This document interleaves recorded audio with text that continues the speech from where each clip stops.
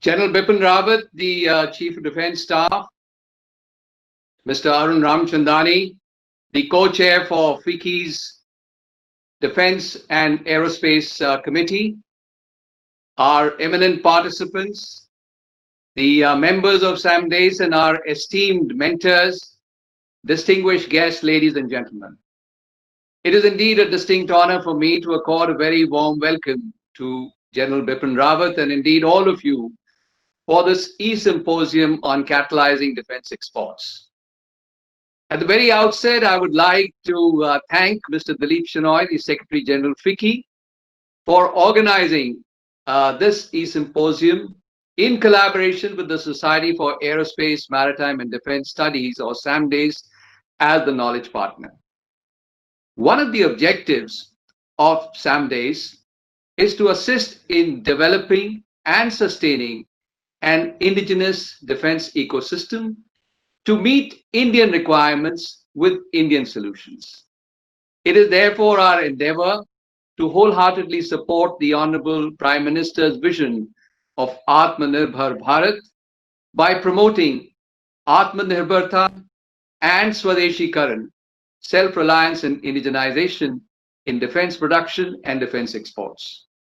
As you're all aware, the government has recently promulgated the Defense Production and Export Promotion Policy 2020, which outlines a string of initiatives to build India's defense industrial base for self-reliance in weapon systems and also to facilitate defense exports of military hardware, weapons, platforms, and systems.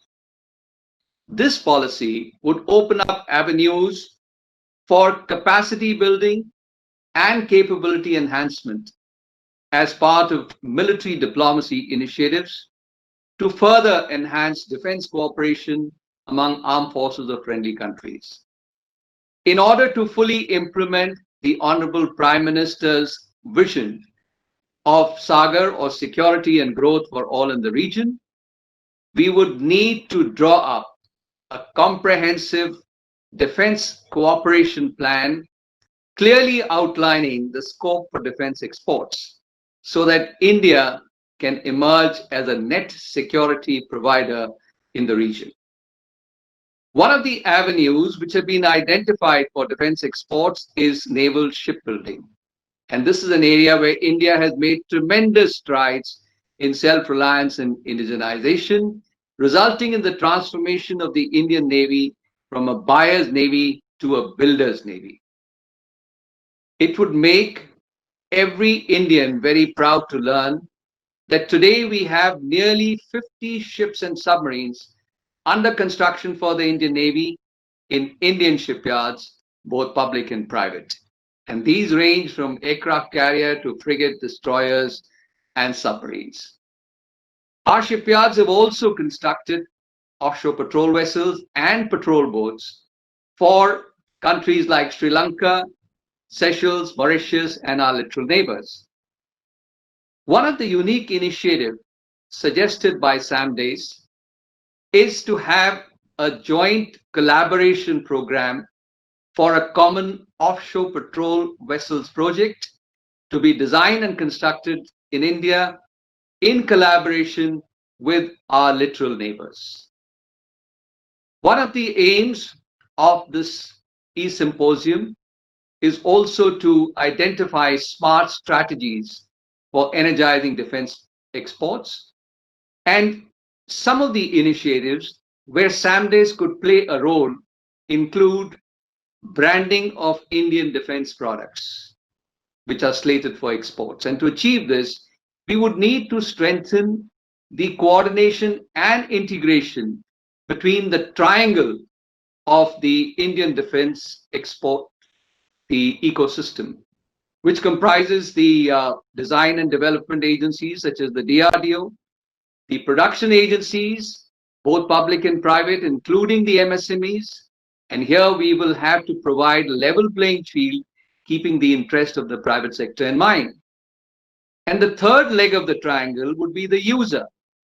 And in this case, the user would be the armed forces of the friendly country to whom the weapons and equipment are being exported. In order to pursue the policy of design, develop, and produce, we would need to leverage on the cutting-edge technologies which have been developed by the DRDO and provide necessary impetus to the production agencies so that they can deliver quality defense weapons and systems on time for exports. These defense products can then be showcased as part of the Defense Expo, Aero India, and also through our Indian missions abroad as Indian defense products made in India and made for the world.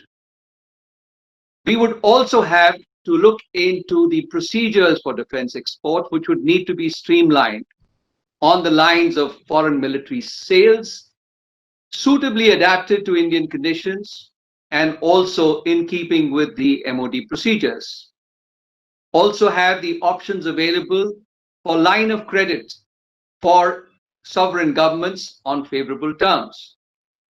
Defense exports from India will need to be backed up by a robust system of system integration, trials, certification, as well as a life cycle support for maintenance as well as logistic support for every weapon and equipment which is to be exported from India.